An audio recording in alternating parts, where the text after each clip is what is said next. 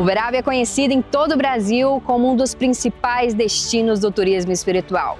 Uma cidade onde diferentes expressões de fé convivem e preservam tradições que ajudam a construir a identidade cultural. Aqui, o legado de Chico Xavier tornou a cidade referência mundial para o espiritismo, enquanto igrejas centenárias, santuários e comunidades religiosas contam com uma história de devoção que atravessa gerações. Neste episódio, vamos conhecer a religiosidade, como ela faz parte da história de Uberaba e como que ela representa um dos pilares que sustentam o Geoparque Uberaba, terra de gigantes.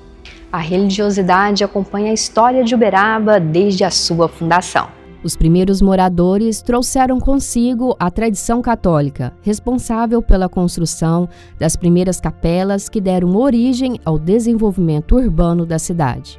E para conversar com a gente, recebemos Fabiano Roberto Silva dos Santos, natural de Ituverava. Em 1996, ingressou à vida religiosa e veio para Uberaba, onde concluiu o ensino médio no Colégio São Judas Tadeu. Hoje é querido por muitos e conhecido como Padre Tio Fafá. Padre, muito obrigado por estar com a gente nesse episódio. E eu quero começar conversando com você sobre uma noite muito especial que ganhou muitos fiéis, que acontece aqui na paróquia, principalmente nas quintas-feiras. Olá, Juliane. Que alegria poder partilhar um pouquinho da experiência que fazemos de fé e ao mesmo tempo de muita esperança aqui na nossa paróquia, no nosso Alfredo Freire. A quinta-feira de adoração sempre existiu desde que eu cheguei aqui em 2015.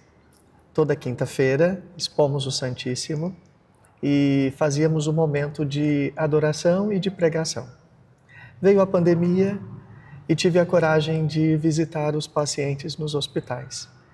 Mesmo recebendo a alerta dos diretores dos hospitais de que o risco seria meu, eu abracei. Com muita coragem, um pouquinho de medo, mas com muita coragem. No meu coração havia a ideia de não permitir que os pacientes que estivessem lá, que estavam lá, independente da religião, que partissem sem uma visita religiosa. A quinta-feira de adoração continuou. Nós transmitíamos primeiramente pelo Instagram, pelo Facebook, depois pelo YouTube. E toda quinta-feira, em consideração às pessoas visitadas nos hospitais, eu acendia uma vela para cada paciente visitado. Então a igreja ficava lotada de vela.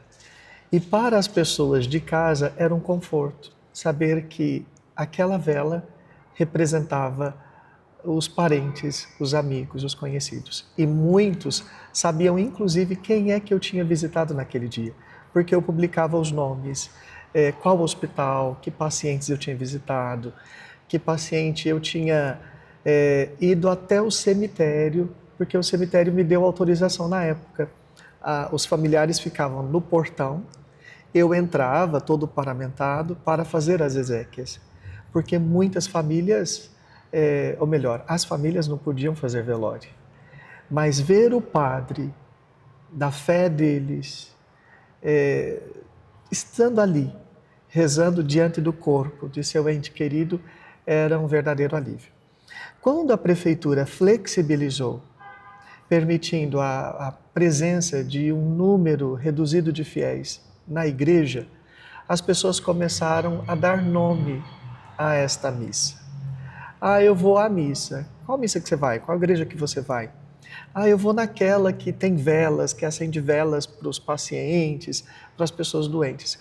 Com isso, as pessoas começaram a dar nome na missa de quinta-feira, de noite das velas.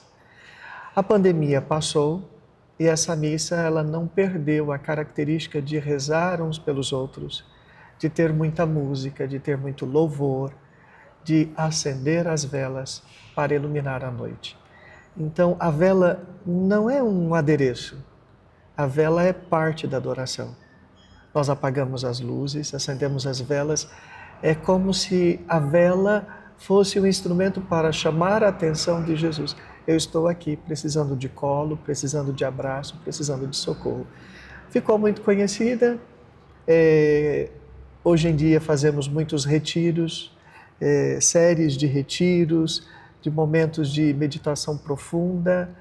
Com isso, muitos padres têm pedido a experiência da Noite das Velas em suas paróquias, em suas cidades, em seus estados.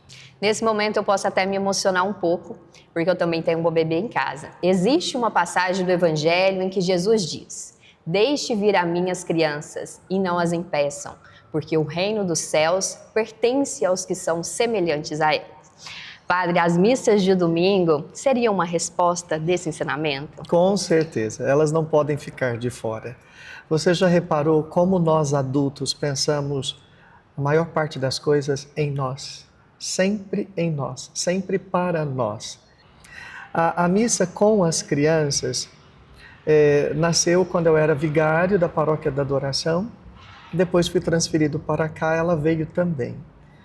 E desde que eu me formei em pedagogia e desenvolvi estudos de psicopedagogia, no meu coração tinha a ideia de que não deveria ser uma missa só com o título, missa para as crianças, mas de verdade uma missa com as crianças.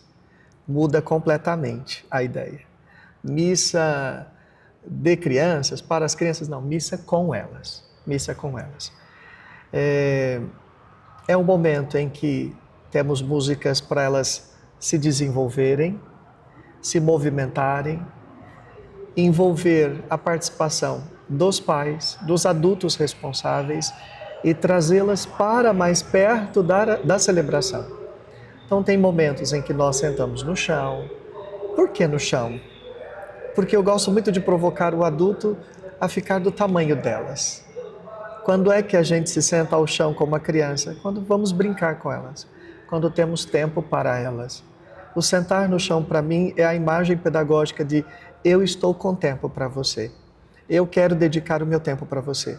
A igreja também. Em alguns lugares, e não é uma crítica, é uma observação, há uma missa para as crianças. Não há nenhuma atividade para elas a missa toda, mas no final se distribui bala, um presente, um mimo. Resolvemos não trabalhar assim, mas do começo ao fim, um espaço com elas. Teve uma vez que, falando do Evangelho, começamos a trabalhar com fantoches. Mas era um tal de as crianças irem para trás da casinha e dizer: não, é alguém movimentando os bonecos. Para as crianças de hoje em dia não pega muito. Então me veio à mente trazer os pais para dar vida ao Evangelho. E foi o grande presente, a grande sacada. Os pais vindo faz a criança trazer os pais. Pai, vamos à missa hoje? Porque eu quero que o tio padre te chame. E quando eu peço, eu preciso de X pessoas, as crianças ficam histéricas porque querem ver a participação de seus pais na história. Há relatos de que as crianças acordam primeiro que os pais, não precisam dos pais para acordar, porque elas gravam, é domingo, é dia da missa, e não faltam. O balde de água benta também é um grande elemento da missa com as crianças. Uma vez, na Igreja da Adoração, eu jogava água abençoada nas crianças com uma brocha de pedreiro, porque espirra mais água. E uma criança olhou para mim e disse: eu duvido que o senhor jogue essa água em mim. Ai, não fale isso para mim, não. Eu joguei a bacia na criança, a criança ficou toda molhada. Ela: você é doido? Aí você pediu. E aí na semana seguinte as crianças já não queriam mais que eu jogasse com a brocha, mas sim toda a bacia. E com isso a bacia virou balde, era um balde sol, já são 3 baldes, e pelo menos 2 vezes ao ano um caminhão-pipa é o presente da missa para as crianças e com as crianças. Nós abençoamos a água de um caminhão-pipa e as crianças se divertem no momento com os pais, com os adultos, com os responsáveis.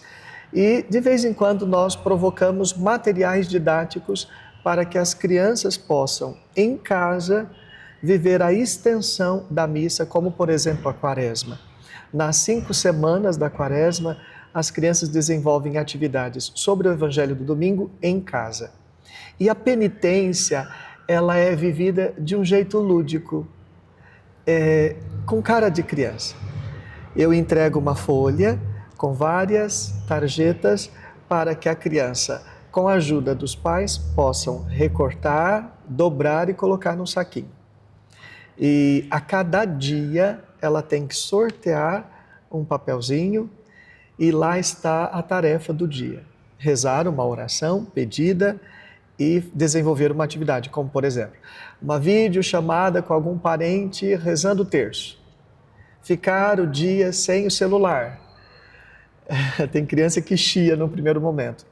Mas quando sabe do propósito, que é a preparação para a Semana Santa, para a Páscoa, elas mergulham de cabeça. E muitos pais relatam, elas querem sortear vários papéis ao longo do dia, porque gostam dessa experiência. É uma evangelização em que a criança é autônoma, ela é o centro da evangelização, ela é o maior interlocutor. Muito emocionante. Padre, além de todo esse cuidado com a família, com as crianças, aqui na paróquia também serve de abrigo para um dos maiores presépios do Brasil. Como que funciona toda essa preparação? Deixe-me contar um pouquinho por que a experiência do presépio aqui. Em 2015 nós montamos o primeiro presépio. Eu sou apaixonado por presépio. Vem da minha infância, da minha terra natal. Um senhor com sua esposa, Dona Juca, senhor Juca e Dona Ermelinda, eles esvaziavam a mesa da cozinha, colocavam na sala a mesa e ali eles preparavam de forma muito simples o presépio. Mas o que chamava a minha atenção, que era um presépio com muito movimento, monjolo, água que passava, e eu gostava dele contar. Presépio tem que ter coisa viva, tem que ter coisa que fale da natureza também. Em 2015, ao chegar aqui, nós conseguimos adquirir algumas peças do presépio em tamanho significativo e nós montamos o primeiro presépio. Em 2016, aumentou o presépio. Em 2017, mais um pouquinho, aí eu descobri que havia um concurso no estado de Minas Gerais sobre o maior presépio. Havia um critério e nós ganhamos o primeiro título. Daquele ano em diante, nós conseguimos todos os títulos seguintes. E a nossa paróquia conquistou, então, o título de maior presépio do estado. Hoje não existe mais esse concurso, mas existem alguns critérios para a gente chegar à conclusão. Ainda somos o maior presépio pelas medidas, pela quantidade de peças, pela quantidade de movimentos. O presépio se mantém em nossa paróquia por causa da ideia. Nós aqui aprendemos a inventar motivos para estarmos juntos. O tamanho do presépio não é a aparência que atrai, mas é a essência que sustenta. O último presépio nós criamos com pallet, com material simples, bancos, um cantinho para as crianças. As famílias vinham para cá, as crianças vinham pintar, as famílias vinham conversar, tirar suas fotos, apreciar a beleza do presépio. Lago, ponte, monjolo gigante, animais, tudo isso é para motivar a nossa vida a ter encontro. Então, o nosso presépio hoje é um motivo para estarmos juntos, para a gente se encontrar. Perfeito, obrigado, Padre.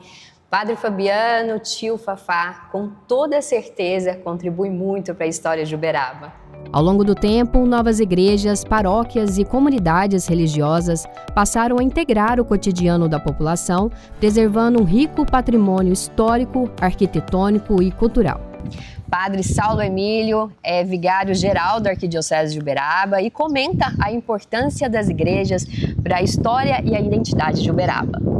Então, a cidade de Uberaba, praticamente, ela nasceu junto com a igreja, né? Tanto que a cidade, a catedral, que é a igreja mais velha que nós temos aqui na cidade, tem a mesma idade, né? Então foi feito com o mesmo decreto. E a gente vê então assim que a religiosidade, né, que é importante para para a vida humana, sempre caminhou junto com a cidade. Então, o crescimento da cidade foi acompanhado também pela fé, visto as várias paróquias, igrejas que nós temos na nossa cidade, e a especial devoção que o povo tem pela Virgem Maria, tanto Nossa Senhora da Abadia, como também Medalha Milagrosa, Nossa Senhora Aparecida. Então, a gente vê essa identificação com o povo da fé. Então, a fé que nos ajuda no nosso dia a dia, e caminham juntos, então, a nossa realidade, iluminada pela fé. Porque a gente vê que sozinho a gente não consegue muita coisa, mas com a ajuda de Deus, com a ajuda da gente se voltando para algo maior, a gente consegue vencer as limitações, as dificuldades do dia a dia. Então, essa vivência do povo de Uberaba, e juntamente também com a fé, os dois se complementam. Podemos dizer até que se confundem no dia a dia. Então, porque é um povo religioso, um povo que demonstra a sua fé, não só a fé católica, mas em outras denominações também, que vive ativamente essa fé que vem de Deus.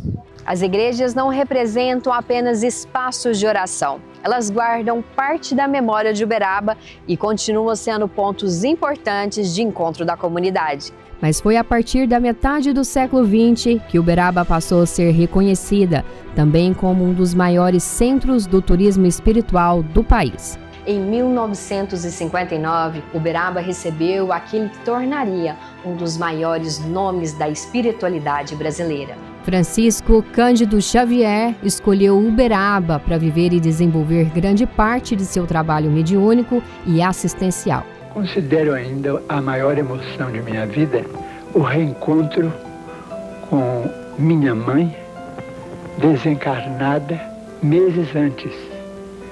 Depois de alguns meses do falecimento de minha mãe, isto é, da desencarnação dela, ela me apareceu e conversava comigo naturalmente, sem qualquer estranheza de minha parte, porque então em meu cérebro infantil não havia qualquer antagonismo em matéria de religião ou de filosofia no campo do relacionamento humano.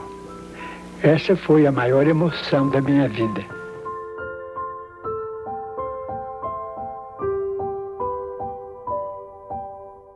Eurípides Higino, hoje com 76 anos, formado em odontologia, filho de coração do Chico, ainda mora aqui na casa onde viveram.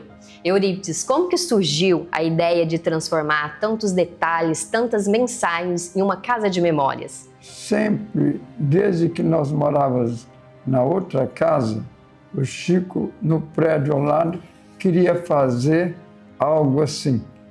Mas depois que nós saímos o centro em frente, mudamos para cá em 19 de maio de 75, aí ele sempre me pedia que quando ele fosse para o lado de lá, para me transformar nossa casa numa casa de memória.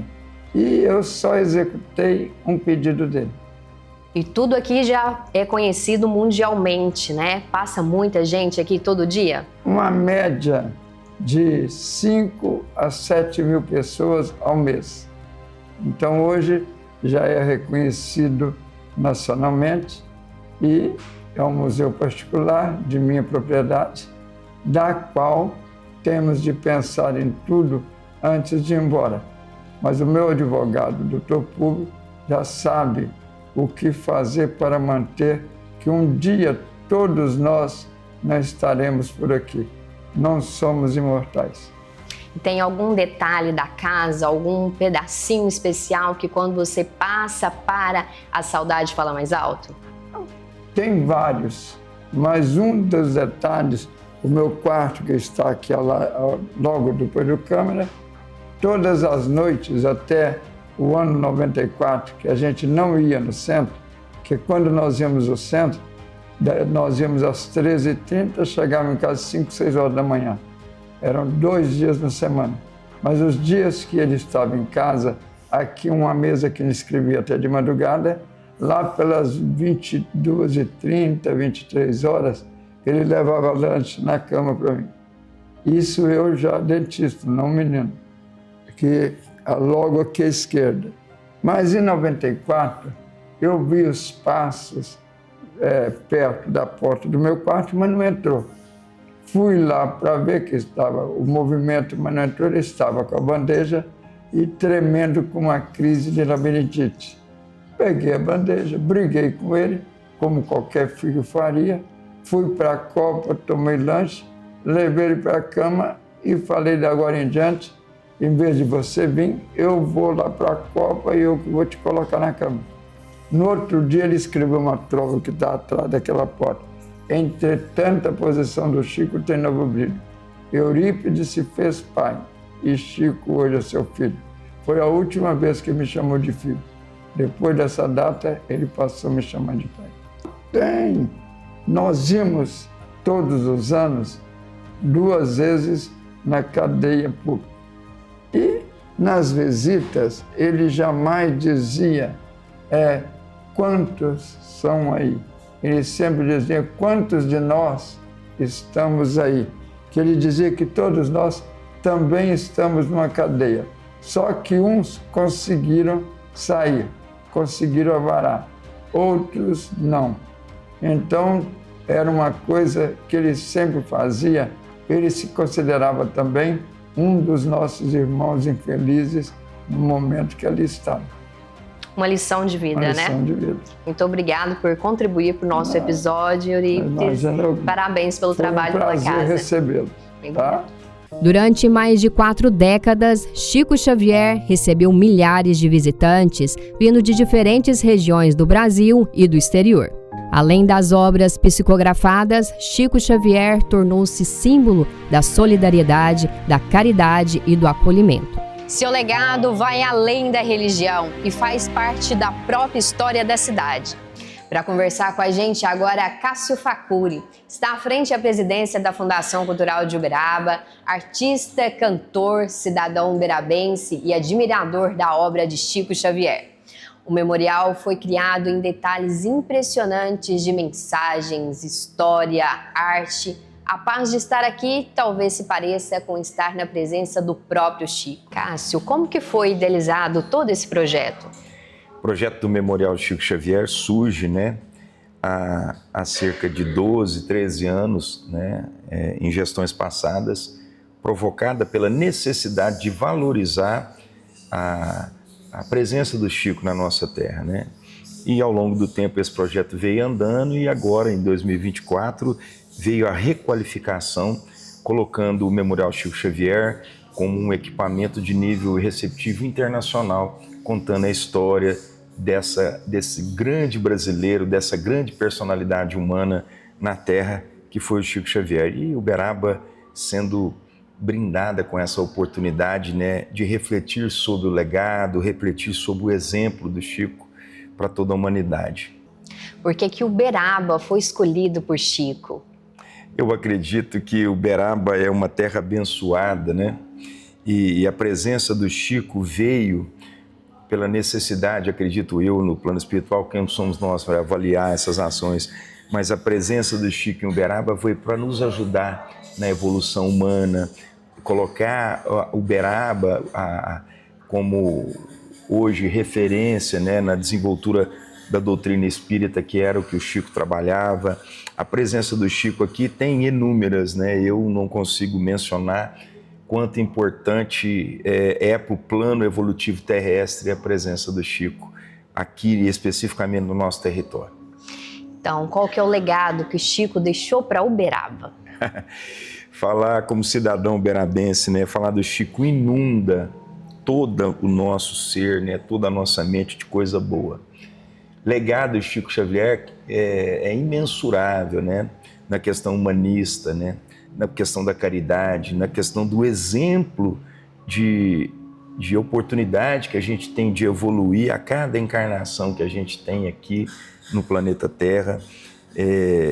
O legado do Chico, para mim, é aquele legado de Deus, É a presença de Deus, o fortalecimento da fé na presença de Deus na nossa vida, A valorização da vinda também de outros espíritos evoluídos, Nosso governador, Jesus Cristo, tem depois, a nível de evolução, grandes espíritos que estão presentes na nossa vida, no cotidiano terrestre, para nos auxiliar, para pegar na mão, ensinar o caminho. É isso, o legado do Chico. Ele é um desses grandes espíritos iluminados que vem para nos dar exemplo, para nos ensinar, pegar na nossa mão, nos levar, nos acolher, trazer todas as oportunidades que a gente possa ter dentro da caridade, do amor, e nos unir, né? Cada vez mais seres humanos, somos todos irmãos. E Chico, Dr. Bezerra de Menezes,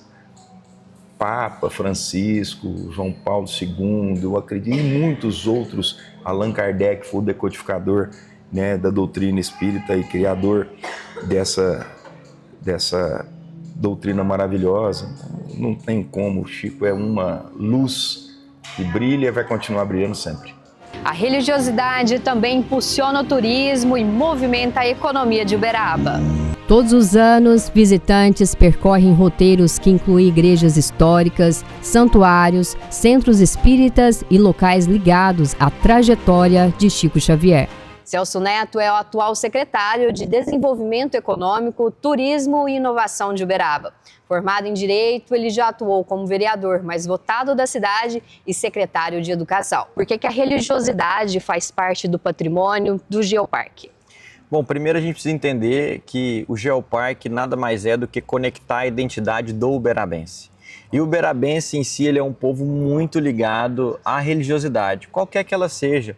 A gente pode estar falando aqui dos católicos, dos espíritas, dos evangélicos, das matrizes africanas, enfim, todo mundo aqui quando vai se despedir fala, vai com Deus, ou que Deus esteja com você, cada um do seu jeito vai sempre remetendo a Deus na sua crença pessoal. Então não podia ser diferente quando você tem uma chancela da Unesco que ela não reconhecesse essa característica que é do uberabense. Chico Xavier construiu toda a sua obra aqui em Uberaba.